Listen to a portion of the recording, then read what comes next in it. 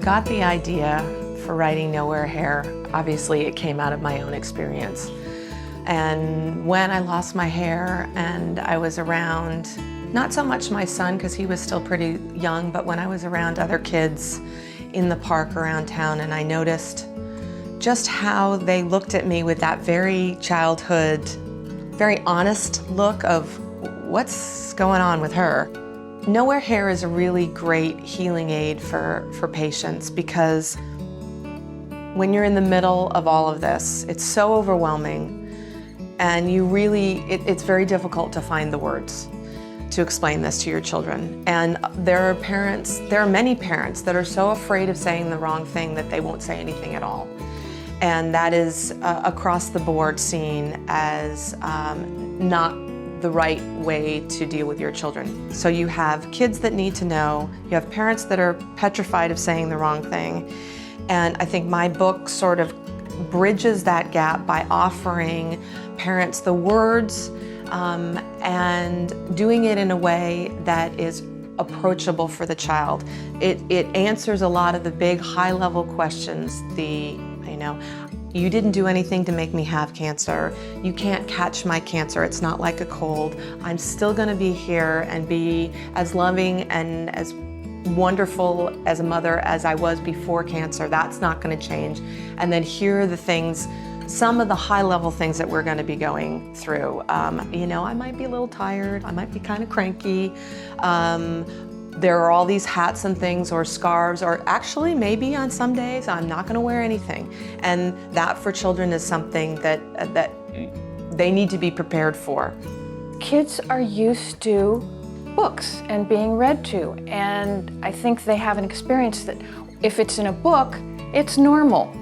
It may be new to me, but it's a part of life. And so I think it helps them transition and kind of be there with their mom, and their mom can be there with them in a way that gets talked about rather than nobody's going to say anything. And kids are tremendously sensitive to the atmosphere, and this book gives a channel to those feelings, both theirs and their mom's, about what's happening. And the feelings can land in those pages and see a lot of other options about ways other people might have handled this. And oh, well, yeah, mom could go to the store without her wig if she wanted to someday.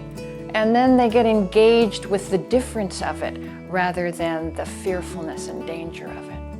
I'm very much into community and local active participation.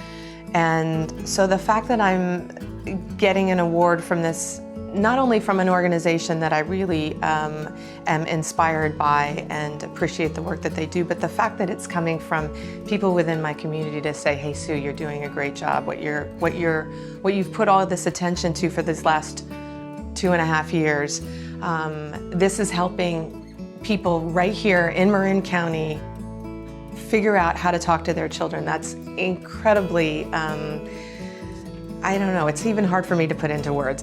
Women need to remember that even though you don't have hair and you're going through cancer treatment and life is overwhelming, that you are still beautiful. And you are all that is inside of you before cancer is still there. And in fact, now there is almost some new mojo inside of you because you've walked through the coals. You've had an experience that has, it's made you stronger. You cannot not go through that and not be stronger. And to take that energy and power and positiveness and move into your life and know that there is absolutely life after all this craziness, and it's a good life.